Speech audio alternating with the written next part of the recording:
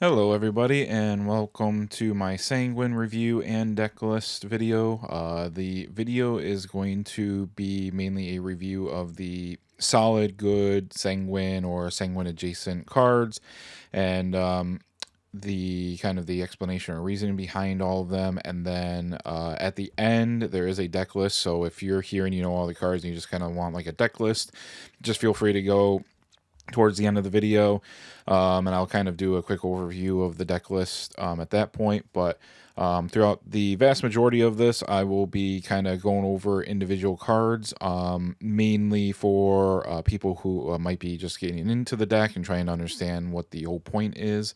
So yeah, let's switch over to the little warning I have. This warning is mainly just to mention that this archetype can really vary. The one I will show at the end is more of a Sanguine aggro variant, but there are ways to build a more Sanguine mid-range variant. But that being said, at the end of the day, I encourage you to test different cards, different decks, see what vibes for you at what quantities and everything. So hopefully this video will be more of a good jumping off point and fair discretion. I did accidentally bite my tongue, so if I have a slight bit of a lisp, that's why. It should probably go away in a couple of days. Okay, starting with the overview of the strong/core cards for either a Sanguine aggro or a Sanguine like mid-range deck.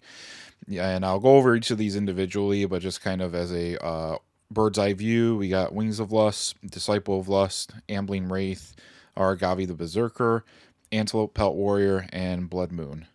First up is Wings of Lust. It's a one-cost spell, and you choose 2 out of the 3 effects. You can give your follower on your field rush and deal damage to yourself. You can deal 2 damage to an enemy follower and deal damage to yourself, or deal damage to yourself and draw a card and then discard a card.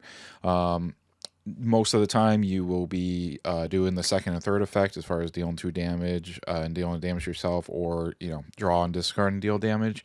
The rush I honestly don't think I've ever done, but yeah, I mean, worst case, even if you're at 1 life, it's nice that you could just pay 1 to just like draw and ditch 1.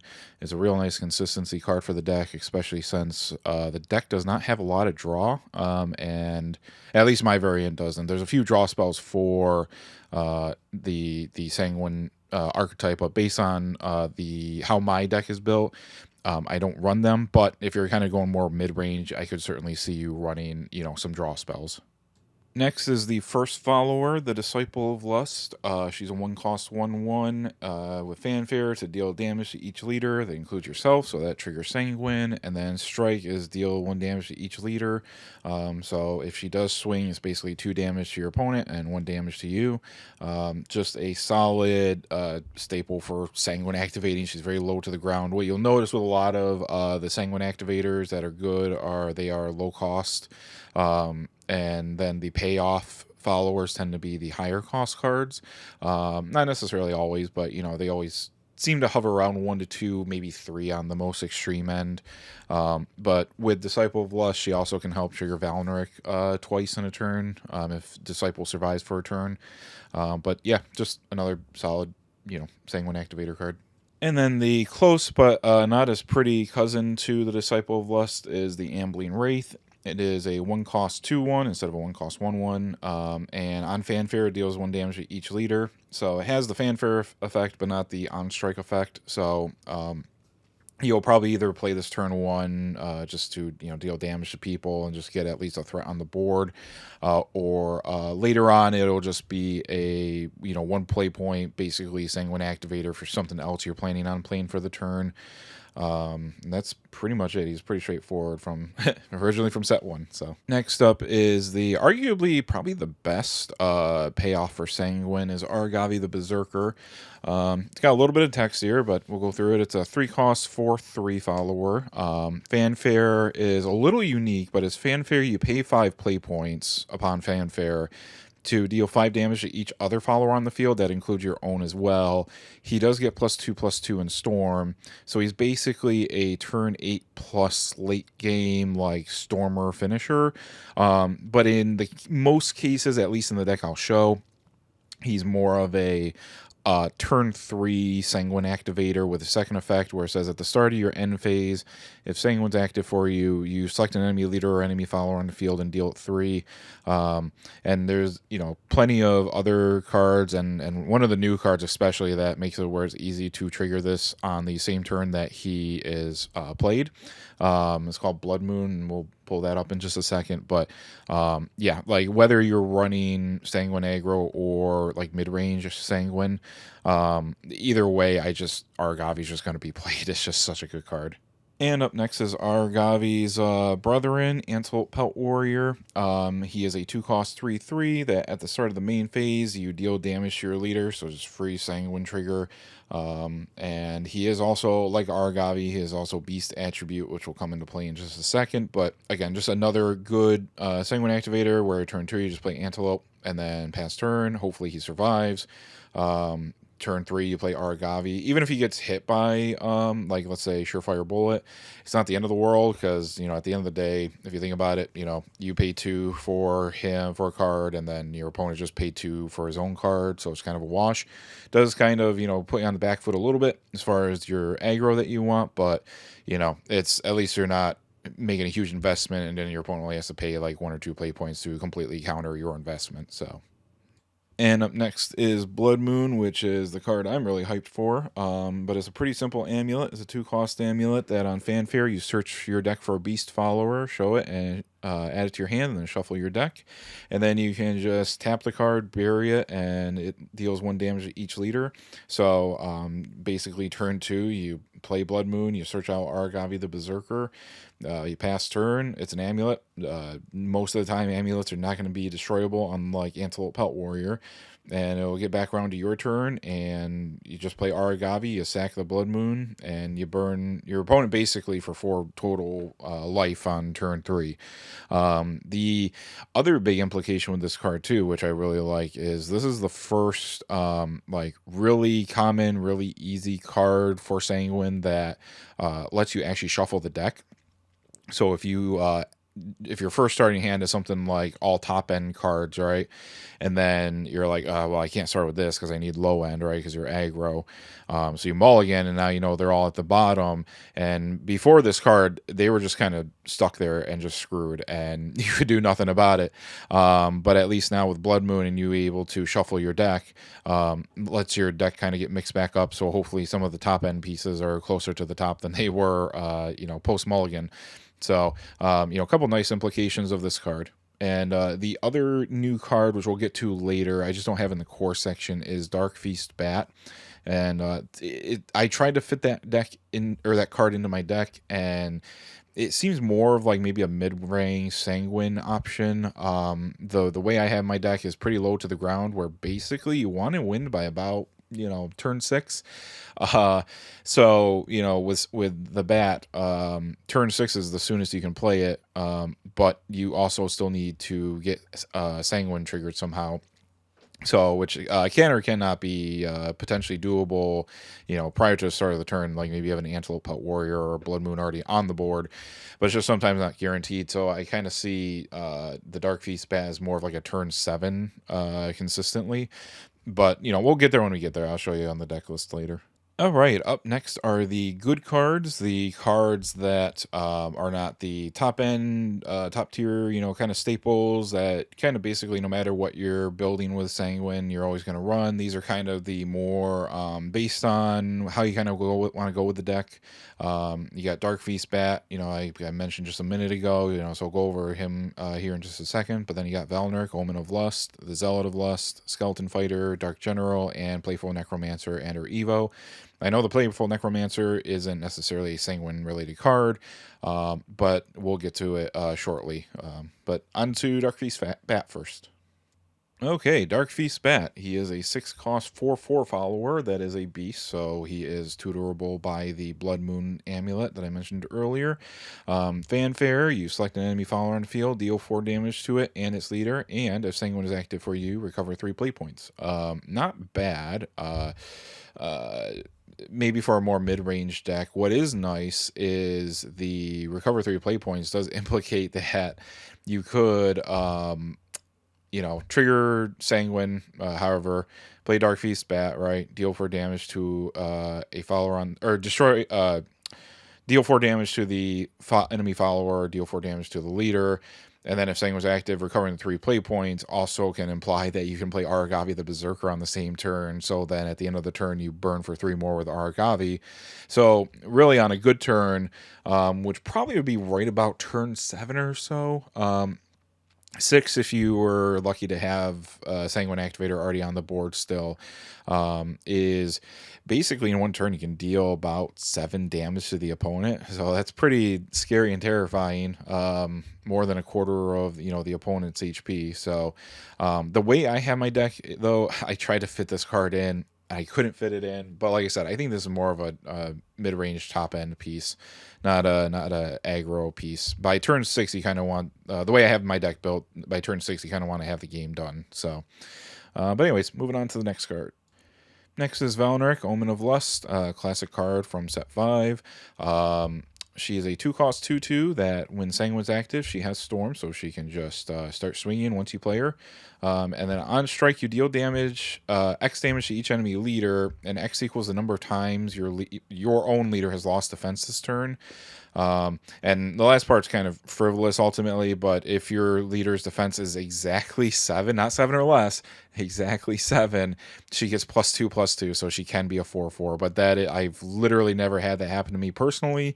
And funny enough, I actually had one time a new person trying the game test out Sanguine aggro, and they somehow actually got to 7 life, and I was just like flabbergasted. I'm like, what is going on here? But ultimately, at the end of the day, the main point for her is trigger Sanguine so she can swing when you play her, and try to hit yourself multiple times.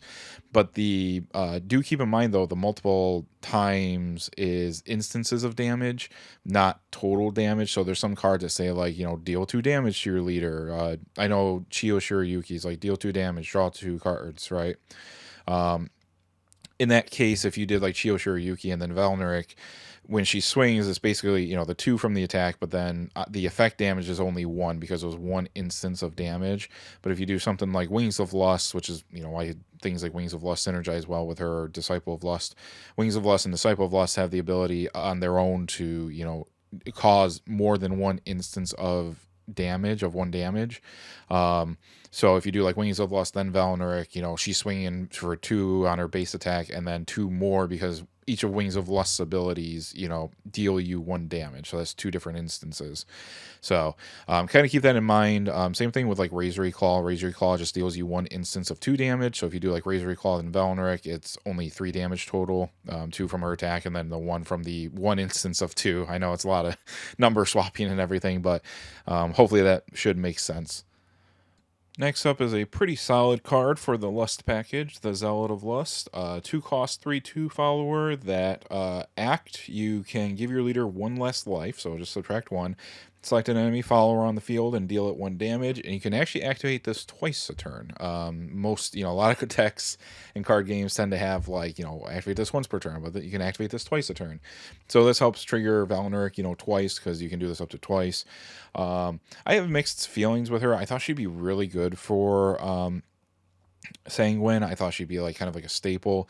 I played her in at least in the last format, and she was just like okay. I guess the biggest pain in the butt with her was instances where it's like the opponent might have more defense on their followers than attack. Like for an example, like the Colorful Cook or the Mecha Gun Wielder, where they're 1/2s. So it's like you're having to sack 2 life to get rid of a 1/2 that would only deal you 1 damage. It's really weird, but at the same time, I also know it's like obviously the point is to trigger Sanguine, so it's not the end of the world. And actually, I don't think I've mentioned it at this point, but for anyone who might be new, Sanguine triggers whether you take damage or your life subtracts during your turn. So, a lot of cards on here will say, take a damage, and then there's instances of like Zealot of Lust that just say, subtract 1 life from your leader. And either way, it doesn't matter. It still triggers Sanguine on your turn. So just kind of keep that in mind with cards. And next up is the classic Skeleton Fighter, just a 1-cost 2/2 follower that on Fanfare, if Sanguine's active, you give him +1/+1, so he's potentially a 3/3. Just a really good low to the ground aggro card, especially for 1 cost. Getting a 3/3 is just really solid stats, at least early on. You could always go turn 2, play an Ambling Wraith or Disciple of Lust, and then just play Skeleton Fighter, and boom, look at those stats, pretty good stats. So not really much else to say, just meant to be like an early game threat with a decent, survivability. And next is the equivalent of Dark Dragoon Forte for Biscraft, Dark General. She's a 4-cost 5/5 that on Fanfare, if Sanguine's active, she gets Storm. And boy, let me tell you, if she survives to, if you get to play her turn 4 with Sanguine being able to be easily triggered by, like, let's say Antelope Pelt Warrior or Blood Moon, I mean, it's terrifying on turn 4, just your opponent eating 5.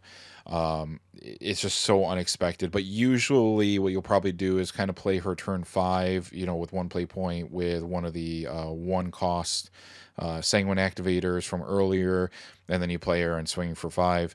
Just terrifying card that just seems to come out of nowhere for a lot of people. And what's even terrifying and funnier too is late game, if you have like 9 play points, 8 or 9 play points, and you just like have Sanguine active and you chuck 2 of these down, it's just like go 10 damage, and people are just like, whoa, where did this come from? So yeah, her burst potential can be really good. Next up is Playful Necromancer. She is a 3-cost 3/3 that evos for 1, which, if you're new to the game, these also are called Dragon Warriors, because I believe the original 3-cost 3/3 that evo for 1 was called Dragon Warrior. So if you hear that term kind of mentioned, that's just what it means. So she doesn't have any effect on summon or any active abilities, but on evo you do summon 3 ghosts, and just for the sake of showing what the ghosts look like, I just kind of have it on the right side there. And the ghosts are 1-cost 1/1s that just get summoned to the board. They have Storm, and then at the end of the turn they die, so it's basically 3 free damage. Really good, just aggressive, turn 3/4, depending on if you're going first or second turn. If your opponent has like a 1 HP follower left, you could always just swing 1 ghost into it just to get rid of it, and have the other 2 swing in, and then you at least have a standing Playful Necromancer that's just a 4/4 body that your opponent now has to answer. Just a really good, solid card overall, that whether I think you're running either aggro or mid-range, I think she's just a good option. All right, moving on from the good cards, we're moving on to the more niche cards, which are kind of more for whenever, is more kind of fluid based on how you want to build the deck. But we got from the left to right, we're starting with Kiss of Lust, Razor Claw, Chio Shirayuki, My Life, My Sounds, Bear Pelt Warrior, and Demonic Hedonist and her Evo. First is Kiss of Lust. It is a 2-cost spell that says give your leader 2 life and you draw a card, and if Sanguine's active for you, you draw 2 instead. So instead of just drawing 1, you draw 2. Just want to clarify so you don't think you draw 3. But pretty good card, especially if you're playing like the more mid-range package. I'm not running it mainly because I do run a card that kind of relies on you not having a lot of cards in hand, which by turn 6, if you're just kind of drawing and then trying to spam out some followers, usually by like turn 6 you do only have like 1 to maybe 2 cards in hand.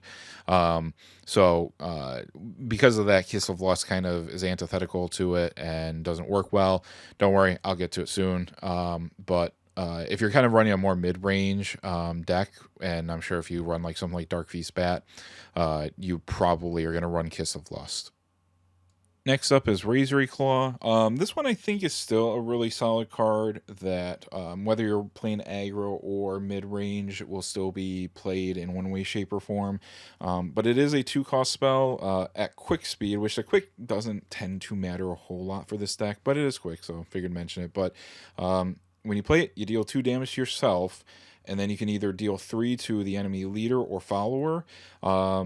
a lot of people maybe starting out might think to deal 3 to an enemy follower, but honestly, unless the follower is like a huge terrifying threat that you absolutely know you are basically screwed if it stays on the board, you mainly want to have this sent to the leader. I know it seems like it's kind of I don't want to say pointless, but kind of, it really doesn't do much because like, oh well, you're going down by 2 and they're going down by 3, so it's like whip-de-doo, they're just down 1 more HP than you are.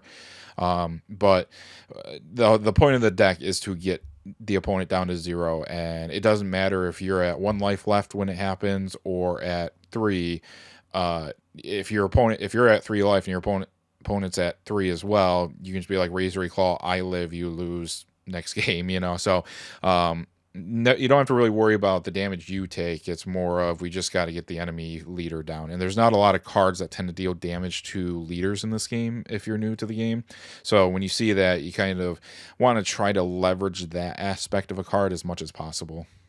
Next is Chiyo Shirayuki, which is a 3-cost 3/3 follower from the Idol Masters collection.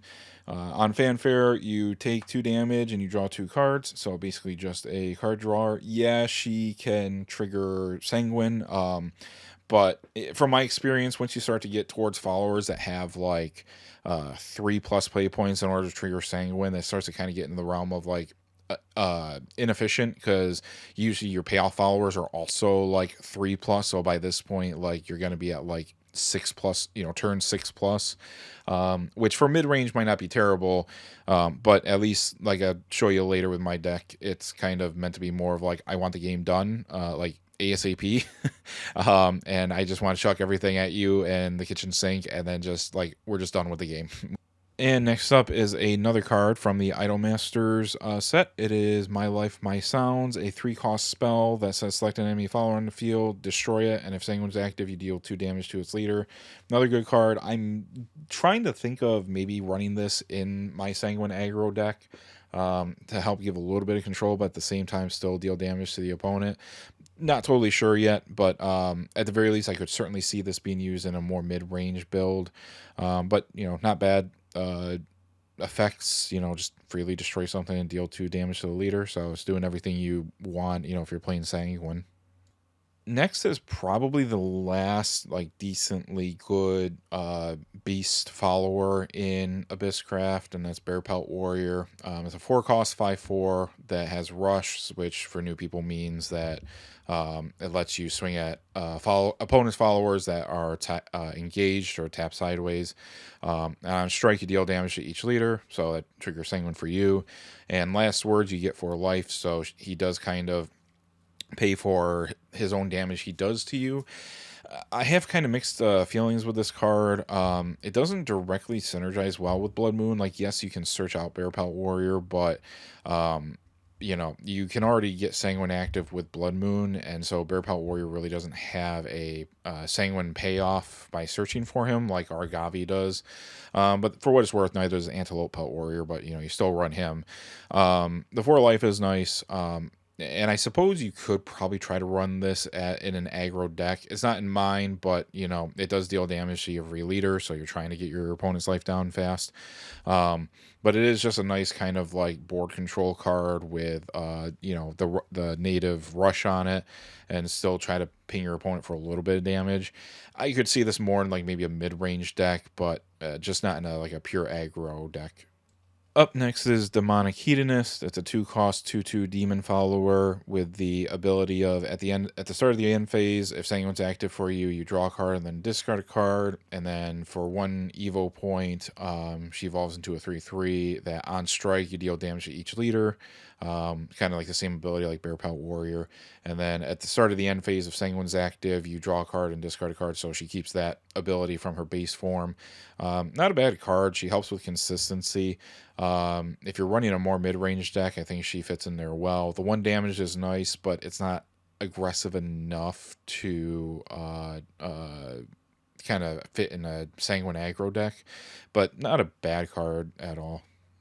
And next up are the honorable mention cards. And even though these cards are in the honorable mention cards, actually, funny enough, almost all these cards are in the deck I will show you shortly. But I just kind of throw them in the honorable mentions because they're, either very rarely used in Sanguine or just not very directly Sanguine.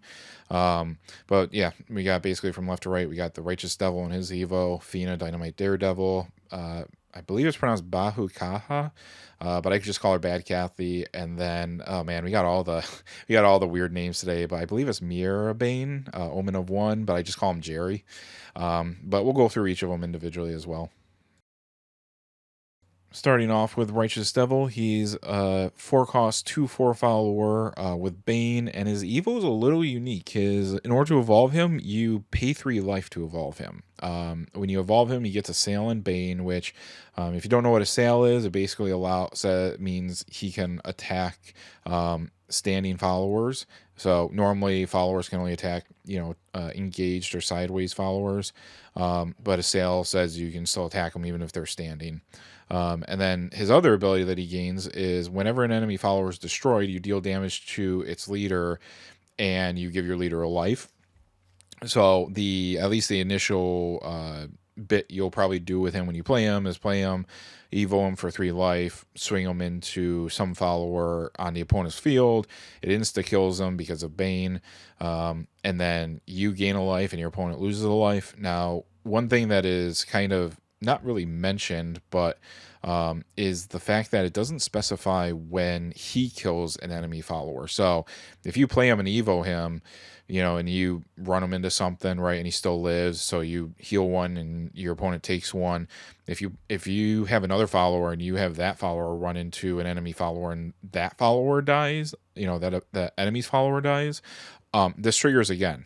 So it can potentially trigger multiple times. In a good case scenario, you can probably at least have it trigger twice before he dies, once when he swings and then another if the opponent has to run into him to kill him, because even when he dies by an attack, Bane still triggers, which means the attacker still dies, and he does see that death before he leaves. So at the very least, he can probably on average get about 2, so his evo is really just 1 life at the end of the day. But if you kind of play your cards right or your board right, it could actually trigger multiple times in a turn. And it also does trigger if you play like Dark Feast Bat and you destroy a follower, and you deal 4 to the enemy leader. Righteous Devil would see the follower getting destroyed and then also paying your opponent for 1 more damage, and then you heal for 1. So a little bit of nice synergy and combination there with Dark Feast Bat.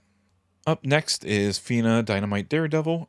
She's a 2-cost 3/2 follower, so pretty aggressively statted, which helps with the Sanguine aggro deck. And on Fanfare, you can choose one of the following 2 effects. You can either check the top 5 cards of your deck, reveal a follower that costs 1 play point, and add it to your hand, and the rest go to the bottom of the deck in whatever order you want. Or 2, you destroy a enemy 1 play point follower on the field. Most of the time, you're going to be using the first effect of checking top 5, grabbing a 1-cost follower, because, in your whole deck you have about 6 Sanguine activated followers between Ambling Wraith and Disciple of Lust. So she helps with that consistency as well, helps kind of clear out the options that kind of might feel like bad draws during a turn, by grabbing them, not as like the initial draw for the turn, but she helps grab the 1 cost out, so it's less odds that on like your next turn you're going to draw a 1 cost, and she can help at least facilitate potentially the next turn play by giving you that 1 cost follower that will help trigger Sanguine. So pretty good consistent card. If you're running more mid-range, I'm not really sure if you'd run her, because if you're playing more mid-range, I could see at most you running 6 1-cost followers between Ambling Wraith and Disciple of Lust. And Fina really doesn't seem to be really worth until you start to get towards like the 8+ copies. So she's more of a, for the aggro decks. Next up is Bad Kathy. She is a 3-cost 2/3 follower that evos for 2. Her fanfare is pretty loaded.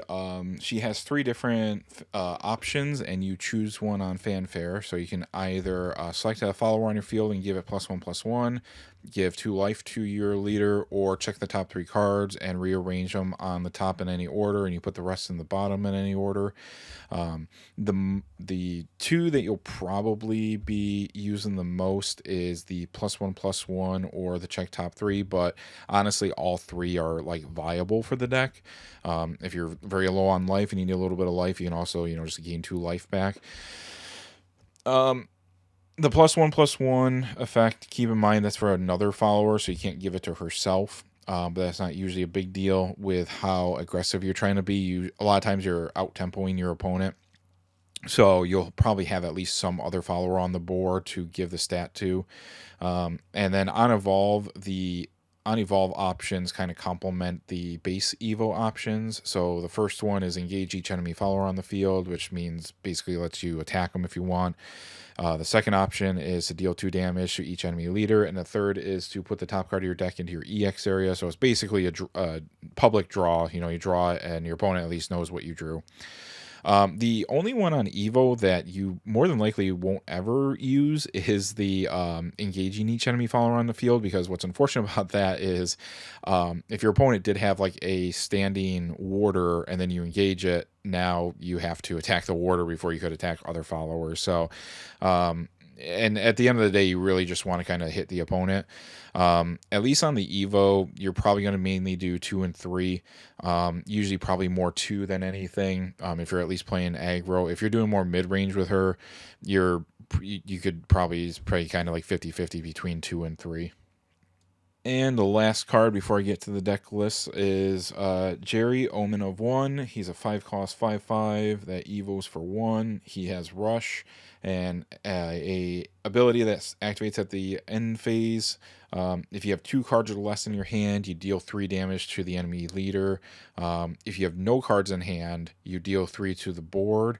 And on Evo, he technically loses the Rush, but when you evolve, he gains Rush, so he really doesn't technically lose anything there.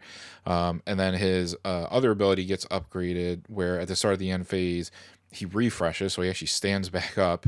And if you have 2 cards or less in hand, you deal 5 to the enemy leader. And if you have no cards in hand, you deal 5 to the board. So it's just an upgraded version. And then, with him being able to refresh and stand back up, makes it a little bit harder to hit him. So he's just a good top end card where it's just like, you're trying to just finish the game, and it also gets around your opponent potentially having like a quick of some kind that could potentially kill Jerry or gain life, because this triggers and resolves first before the opponent can use quick.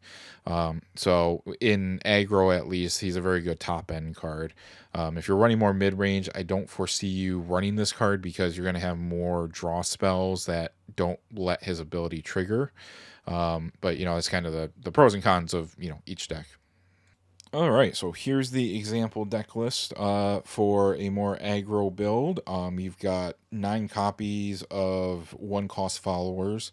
You got 3 Ambling Race, 3 Skeleton Fighters, 3 Disciple of Lust, so you can get that early summoning mulligan. If you don't get a 1-cost in your starting hand, and you honestly should just mulligan if you don't get a 1-cost in your hand. And at least with 9, more times than not, you'll more than likely get a 1-cost follower. You got Wings of Lust, which sure is a 1-cost card, but it really doesn't do much for you early on. So I wouldn't hold on a hand if the only 1-cost card you have is Wings of Lust. I'd still try to dig for another 1-cost follower. You got Razor Claw for the easy damage. And Sanguine activation. Run a couple Finas to try to dig through your deck to find some more 1-cost followers. Valneric, I run it 2 because I've ran her at 3 and she just feels really cloggy at 3, but at 2 she's at that kind of perfect point where at least you have other options to trigger Sanguine, and then you can play Valneric. Antelope Pell Warrior at 3, just really solid card you can just chuck out there. Blood Moon, another good solid consistency card. We've already talked about it. Lets you get Aragavi, which is next at 3 copies. Playful Necromancer, good turn 4 card, turn 3 if you're going second. Um, Bad Kathy, a good turn 5 card, or turn 4 if you're going second. You can use one Evo point to help evolve her. Dark General is a good. She's good turn 4, but if you don't have Sanguine active for turn 4 through like the means of like Antelope Pelt Warrior or Blood Moon, she's still a good turn 5 option as well. If you just play like Ambling Wraith and then Dark General, and then the top end, which is Jerry. He's the turn 6 finisher.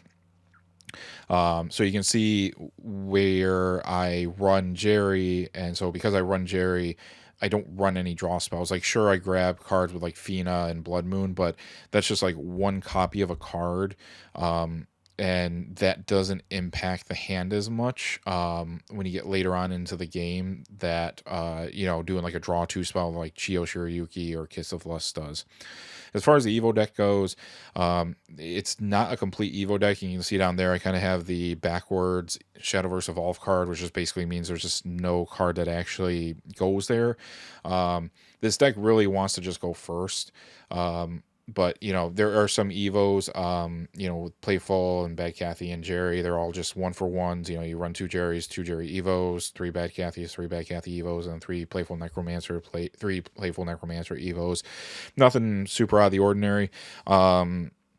Arguably, you could in theory like be even potentially have less Evos, like just depending on how you want to mix the deck. You could just be like 2 Playful Necromancer or 2 Bad Kathys, or if you don't even run Jerry, you just run something else.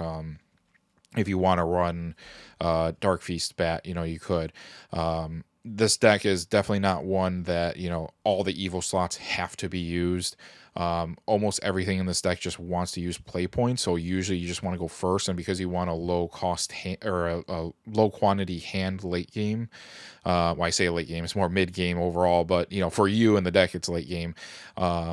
Because you want a low cost hand, you're actually kind of fine not drawing that first card. And honestly, just playing a follower turn 1 going first is almost the equivalent of just like playing a Stormer on turn 1, because most decks, like worst case, they either will pass, or like a lot of cases they'll do some kind of like setup card, like Vampiric Fortress, like check top 3, grab a vampire follower and then just pass. So early on, if you can play a 1-cost follower, it's almost like they have Storm, because most people don't expect it. And if you can kind of keep up the tempo, it really kind of pits them between like trying to board clear or try to gain more advantage. And I've seen some people have like really like mixed emotions as far as like, do I deal with the board? Do I draw cards? Like, do I gain life? Like, what do I do? Because like the pressure is really on. So the deck does kind of pitter out after like, I would say like turn 7, maybe 8. So you kind of really want to get the game over with sooner or later. Well, I wasn't going to do this, but I kept talking about mid-range decks so much that I just figured at least throw up a kind of example of a mid-range deck.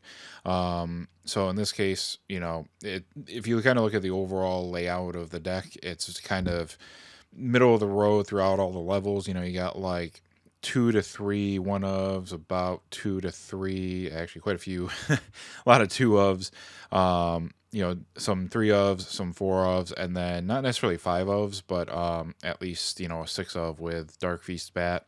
But that being said, with the 5-ofs, even though there's not technically a 5-of, you could do a combo like Blood Moon, search Aragavi, sack Blood Moon, play Aragavi, and there's your 5 play points for the turn. So I kept mentioning a more mid-range deck. And so I figured at least kind of give an example. But even in this kind of deck, there's not a lot of Evos. As you can see, there's still one that's just missing. So Sanguine in general just is not a super Evo reliant deck in general. So hopefully that helps at least give you a kind of an idea of what I'm talking about with mid-range. And that's about it. So if you guys have any questions or thoughts, or you wonder about a different card or something, let me know. But that's pretty much it. Peace.